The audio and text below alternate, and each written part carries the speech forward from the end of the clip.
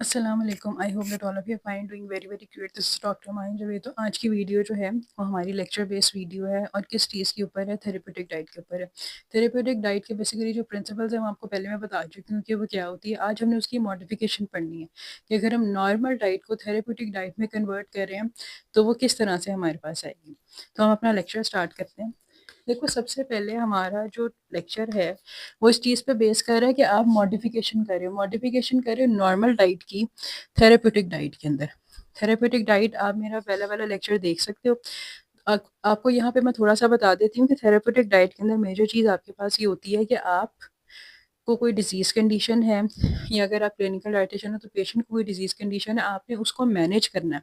आपने डाइट को, आपने फूड को इस तरीके से मैनेज करना है कि अगर किसी को कोई डेंटल रिलेटेड प्रॉब्लम है तो आपने उसको सॉल्व करके बताना है। तो ये सारी चीज़ें जो हैं ये मॉडिफिकेशन की कैटेगरी के अंदर आती हैं। अब हम अपना लेक्चर स्टार्ट करते हैं। देखो, सबसे पहले मैंने आपको बता दी कि थेरेप्यूटिक डाइट आप मेडिकल कंडीशन के लिए बेसिकली देते हो पेशेंट की, और ये आपकी नॉर्मल डाइट की रेगुलेशन है। जिस तरह मैं कह रही हूँ कि अगर मेरे पास एग्स हैं तो मैं अगर इसको मैश कर लूँगी और किसी ऐसे पेशेंट को दे दूँगी जिसको डेंटल रिलेटेड जो है वो कोई प्रॉब्लम है, तो वो मेरे लिए बेहतर होगा। ठीक है, मतलब वो काम मैं करूँगी, वो पेशेंट के लिए बेहतर होगा। फिर और इसका पर्पस क्या है? देखो, पर्पस बेसिकली होता है कि आप अपनी डाइटरी कॉन्स्टिट्यूएंट्स को चेंज कर सकते हो। कॉन्स्टिट्यूएंट होते हैं बीच में कि आपके छोटे-छोटे पार्टिकल्स, जिस तरह अगर एग्स हैं, किसी पेशेंट के टीथ बीच में प्रॉब्लमैटिक है, ये बहुत ज़्यादा दर्द हो रही है, ऑलरेडी वो सॉफ्ट है, लेकिन आप उसको और सॉफ्ट करोगे तो वो मैश की कंडीशन के अंदर आ जाएँगे। उसके अंदर आप आयरन को इंक्रीज़ कर रहे हो, फाइबर को इंक्रीज़ करवा रहे हो या आप कम करवा रहे हो, ये मेजर चीज़ें। फिर आप अपनी न्यूट्रिशनल डेफिशिएंसीज़ को मैनेज करते हो, आप न्यूट्रिएंट्स को ऐड करते हो, आप अपनी एनर्जी को ऐड करते हो, उसमें एनर्जी इंक्रीज़ करनी है, डिक्रीज़ करनी है। फूड का फ्लेवर बार-बार पेशेंट को प्रॉब्लमैटिक लग रहा होता है, उसको आप मैनेज करते हो। तो ये सारी चीज़ें अगर आप क्लिनिकल डायटीशियन हो और इवन हॉस्पिटल में भी काम कर रहे हो तो ये बहुत इंपॉर्टेंट चीज़ें हैं जो आपको पता होनी चाहिए। ठीक है? देन वी हैव आप फीडिंग इंटरवल्स को मैनेज करते हो। अगर कोई पेशेंट जो है वो इंटेरल पर इंटर न्यूट्रिशन के ऊपर है तब ने आप इन चीज़ों को मैनेज करना है। इंटेरल की जो है वीडियोस मैंने बनाई हैं, आप वो देख सकते हो वहाँ पे जाके मेरे चैनल पे। अच्छा, अब मेजर चीज़ ये है कि आपकी कंसिस्टेंसी जो है इसको आप मैनेज कर रहे हो। सबसे पहले मॉडिफिकेशन आप अपनी कंसिस्टेंसी के अंदर लेके आ रहे हो। तो अगर आप सबसे पहले ये चीज़ लो कि आपकी ऐसी डाइट हो जो सॉलिड्स के बगैर है, जो लिक्विड डाइट है, तो वो आपकी बेसिकली एक डाइट आएगी। ठीक है, यानी कि फूड्स जो लिक्विड होंगे आपके रूम टेम्परेचर पे, ये ना हो कि वो सॉलिड हो जाए, वो फेब्राइल हो, यानी सॉरी, एक तो आप इजीली हो, दूसरा फेब्राइल स्टेट के अंदर, यानी कि अगर आपको कोई फीवर हुआ हुआ है उसके अंदर वो मैनेजमेंट के अंदर काम आ सके, या पोस्ट ऑपरेटिव कंडीशन है, सर्जरी के बाद की कंडीशन है, तब ये काम आता है सारे का सारा diet without solids. Then we have diet with solids. तो इसके अंदर सॉफ्ट डाइट आती है एक। ठीक है, सॉफ्ट डाइट के अंदर क्या है कि आपका सेमी सॉलिड फूड है, लिक्विड भी है और सॉलिड भी है। ठीक है, और इसके अंदर आप कार्बोहाइड्रेट्स को रेस्ट्रिक्ट करवा देते हो, यानी कि आपके, क्योंकि आपकी बॉडी में डाइजेशन सही तरीके से नहीं हो रही है तो हमें फाइबर चाहिए भी और नहीं भी चाहिए, डिपेंड ऑन द कंडीशन कि पेशेंट की क्या है। ठीक है, फिर आप उसको सॉफ्ट बना सकते हो, जिस तरह मैंने अभी आपको किया कि आप एग को मैश कर सकते हो, आप पोटैटोस को जो है वो मैश कर सकते हो, तो दे सकते हो। ठीक है, प्यूरी बना के जिसमें छोटे-छोटे जो है वो पल्प्स होते हैं और बाकी जूस होता है। किस तरह से आप ब्रेड का बना सकते हो, आप सीरियल्स का, फ्रूट, वेजिटेबल्स का, इनको ईज़िली ब्लेंड करके बना सकते हो। Then we have low residue diet. Low residue diet basically इस तरह की डाइट है जो कंप्लीटली आपकी बॉडी के अंदर एब्ज़ॉर्ब हो जाए और आपकी बॉडी को जो है उसको दोबारा से डाइजेशन के प्रोसेस से, एब्ज़ॉर्प्शन के प्रोसेस से ना गुज़ारना पड़े। ठीक है? और इसके अंदर लेकिन विटामिन्स और मिनरल्स हमारे पास कम हो जाते हैं। तो इसमें हम फाइबर को तो बाहर निकाल देते हैं, फिर इसमें हमें सप्लीमेंटेशन देनी पड़ती है पेशेंट को। साथ ही कि ये बहुत इंपॉर्टेंट चीज़ आपने याद रखनी है। फिर आपके फ्रूट्स और वेजिटेबल्स विदाउट स्किन होंगे क्योंकि उनको डाइजेस्ट करवाना पड़ता है, फाइबर होता है, डाइजेस्टिव सिस्टम ऑलरेडी काम ही नहीं कर रहा। तो डिफरेंट पेशेंट्स को हम देते हैं। तो हम किस तरह के पेशेंट्स को दे सकते हैं जो सर्जिकल जिनकी सर्जरी भी हुई हुई है या जिनको जो है वो डाइजेस्टिव रिलेटेड कोई ना कोई प्रॉब्लम है या डायरिया का प्रॉब्लम है वो। Then we have high fibre food. High fibre food के अंदर क्या है कि अगर आपको आपका जो कॉलन है वो सही तरीके से काम नहीं कर रहा, फिर आप दोगे, आपको फाइबर की ज़रूरत है, आपकी जो फ्रूट की स्किन है आप वो आप साथ दोगे ताकि फाइबर मिले। आपने बॉडी से टॉक्सिन्स को बाहर निकालना है, कोलेस्ट्रॉल को बाहर निकालना है, ज़्यादा ग्लूकोज़ को बाहर निकालना है, ये तब काम आएँगे और आपकी कॉन्स्टिपेशन को रिलीव करेंगे। इनमें क्या-क्या चीज़ें आती हैं? इनमें ओट्स हैं, बीन्स हैं, कैरट्स हैं, इसीलिए ताकि आपकी जो बॉडी है उसमें फाइबर जा सके। पानी भी ज़्यादा लेना आपने, ठीक है? और आपको डेली बेसिस पे कितना फाइबर चाहिए, ये बहुत इंपॉर्टेंट चीज़ है, ये एमसीक्यूज़ में बहुत ज़्यादा आती है और एग्ज़ाम्स में भी, कि 25 से 30 ग्राम्स डेली फाइबर जो है उसकी आपने इंटेक करनी है। या तो आप सिंपल फाइबर ले लो, जिस तरह साइलम हस्क है, या फिर अगर आप फ्रूट्स में से ले रहे हो तो वहाँ से।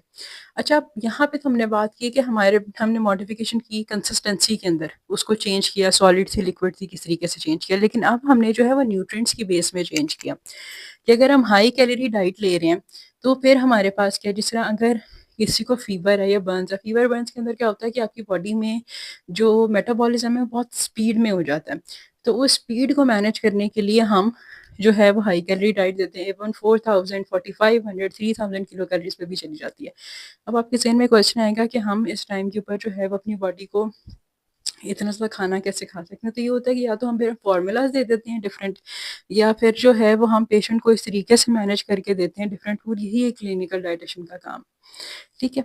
फिर लो कैलोरी डाइट के बाद अब अगर एक सिंपल वेट लॉस है ना, अगर पेशेंट उसका ब्लड शुगर लेवल आपने कंट्रोल करवाना है, आपने उसका वेट कंट्रोल करवाना है, उसको कोई इनमें से प्रॉब्लम है, कोई डायबिटीज़ का प्रॉब्लम है, कार्डियोवास्कुलर रिलेटेड प्रॉब्लम है, हार्ट रिलेटेड कोई प्रॉब्लम है, हाइपरटेंशन है, गाउट है यानी कि कोई आर्थराइटिस टाइप, या यूरिक एसिड का प्रॉब्लम है, गॉल ब्लैडर का प्रॉब्लम है, रिमूवल हुआ हुआ है उसका, तो ये बहुत इंपॉर्टेंट है ये चीज़ें। इसलिए मैंने लेक्चर बनाया ताकि आपको पता चले कि थेराप्यूटिक डाइट की मॉडिफिकेशन हम कैसे करते हैं। पढ़ा तो मैंने आपको दी थी। Then we have high protein diets. अब हाई प्रोटीन डाइट भी कहाँ पे रिक्वायरमेंट है? फीवर के केस में भी बहुत ज़्यादा रिक्वायरमेंट होती है, बर्न्स के केस में बहुत ज़्यादा रिक्वायरमेंट होती है, जिन फीमेल्स को पीसीओएस का प्रॉब्लम है, वहाँ पे भी रिक्वायरमेंट होती है, डायबिटीज़ में भी रिक्वायरमेंट होती है, इंसुलिन रेजिस्टेंस में भी वो जो है रिक्वायरमेंट होती है सारी चीज़ों पे। अच्छा, अब प्रोटीन कितना देते हो? अगर हम डेली बेसिस पर सिंपल प्रोटीन को देखते हैं, दैट इज़ 0.8 टू 1.2 ग्राम्स। लेकिन ये पेशेंट पे डिपेंड करेगा, पेशेंट की कंडीशन पे डिपेंड करेगा। ये नहीं है कि पेशेंट को जो है वो ईएसआरडी हुआ है, एंड स्टेज रीनल डिसीज़, तो आप ये दे दो। तब मैनेजमेंट करनी है, वो भी लेक्चर में बना के मैं आपको बताऊँगी। जिस तरह मैंने आपको बताया एल्डरली पेशेंट्स के अंदर, सर्जरी के पेशेंट्स के अंदर, जिनको डायरिया हुआ है, जिनको मैलन्यूट्रिशन हुआ है, तब आपने देना है। Then we have low protein diets. Low protein diet आप कब दोगे? देखो, अगर आपको जो है किडनी रिलेटेड कोई ना कोई प्रॉब्लम है, आपकी बॉडी में प्रोटीन डाइजेशन नहीं हो रही है, आपका डाइजेस्टिव सिस्टम ख़राब है, एसिडिटी की प्रॉब्लम है, एंड स्टेज रीनल डिजीज़ है, एक्यूट किडनी फेलियर है, तो इस टाइम पे आपने नहीं देनी। क्योंकि आप जितना ज़्यादा प्रोटीन दोगे उतना ज़्यादा अमोनिया प्रोड्यूस होगा। ठीक है? और उस अमोनिया के साथ फिर आपकी बॉडी सही तरीके से काम तो कर नहीं रही है। लिवर ने यूरिया भी बना दिया, तो बॉडी से बाहर तो वो एक्सक्रीट आउट हो ही नहीं रहा। जब वो बॉडी से बाहर एक्सक्रीट आउट नहीं होगा, तो टॉक्सिन एक्यूमुलेशन हो जाएगी आपकी बॉडी के अंदर। ये बहुत इंपॉर्टेंट चीज़ है, इसको आपने मैनेज करना है। ठीक है? और आप जो प्रोटीन फिर दोगे, अगर लो प्रोटीन लेवल्स हैं, तो फिर आपने देखना है कि आप एनिमल प्रोटीन दे रहे हो या फिर आप प्लांट बेस्ड प्रोटीन दे रहे हो। ये मैं आपको भी बताती हूँ, एनिमल और प्लांट और हाई बायोलॉजिकल और लो बायोलॉजिकल वाली प्रोटीन्स क्या होते हैं। Then we have fat control diets. Fat control में भी आपने कितना फैट कंट्रोल करना है? सैचुरेटेड फैट्स बहुत कम लेना है, लेस देन 10% लेना है, ठीक है, जो बैड फैट्स है। और जो गुड फैट्स है, सैचुरेटेड फैट्स, वो आपने ज़्यादा लेना है, ठीक है। फैटी लिवर का जिनको प्रॉब्लम है, उनके लिए हम इस डाइट को लेंगे। जिनको गॉल ब्लैडर डिजीज़ है, यानी गॉल ब्लैडर रिमूवल हुआ है, वो उनमें लेंगे। जिनको सर्जरी के बाद है, जिनको हाइपरलिपिडीमिया है, जिनको हाइपर कोलेस्टेरोलीमिया है, यानी कि कोलेस्ट्रॉल ज़्यादा है, उनमें लेंगे। और लो सोडियम डाइट। अच्छा, सोडियम डाइट बेसिकली हाइपरटेंशन के पेशेंट के लिए होते हैं, जिनको कंजेस्टिव हार्ट फेलियर होता है या कार्डियोवास्कुलर डिजीज़ेज़ होती हैं, ठीक है, या ब्लड प्रेशर का प्रॉब्लम होता है, उनमें हम कम लेते हैं, क्योंकि सोडियम एकदम से आपके ब्लड प्रेशर को जो है वो रेगुलेट करता है, स्पीड अप करता है, बेसिकली रेगुलेट नहीं करता, स्पीड अप करता है। जब वो स्पीड अप करता है, तो आपकी बॉडी के अंदर, जिन लोगों को ऑलरेडी हाइपरटेंशन की प्रॉब्लम है, तो आपके वेसल्स के अंदर जब प्रेशर जनरेट होता है, तो वहाँ से रप्चर होने का भी चांस हो सकता है, ठीक है।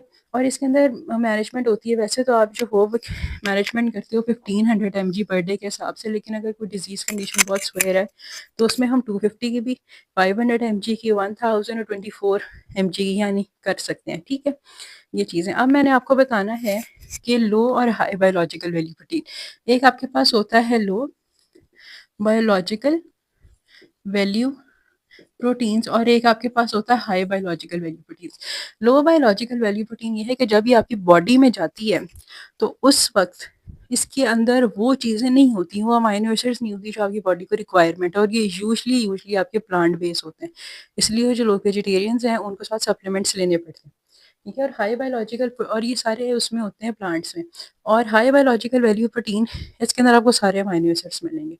मीट में, फिश में, चिकन में, ये सारे एग्स के अंदर ये आपको सारे मिलेंगे।